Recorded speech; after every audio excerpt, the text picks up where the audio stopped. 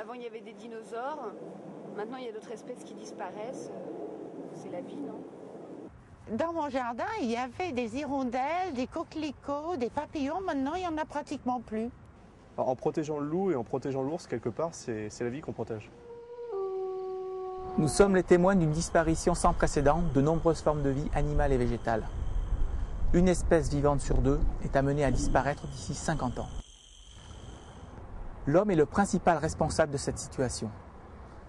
La destruction des habitats, la surexploitation des espèces, l'introduction des espèces exotiques et les changements climatiques sont autant de grandes menaces qui pèsent sur la biodiversité et donc sur l'homme, qui en dépend pour se soigner, pour se nourrir ou pour se loger par exemple.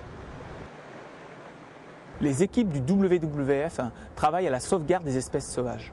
En effet, chaque espèce, dont la nôtre, est un maillon essentiel de la chaîne de la vie. La disparition des espèces sauvages peut rompre cet équilibre fragile et subtil qui nous lie à la nature.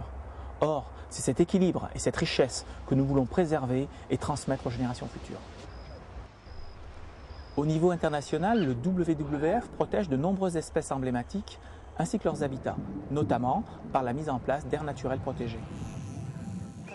En France, le WWF s'engage pour la protection de l'ours et du loup, mais aussi pour des espèces moins charismatiques, comme les sturgeons européens. Parallèlement, nous nous employons à influencer les décisions gouvernementales, notamment pour lutter contre le commerce illégal des espèces sauvages.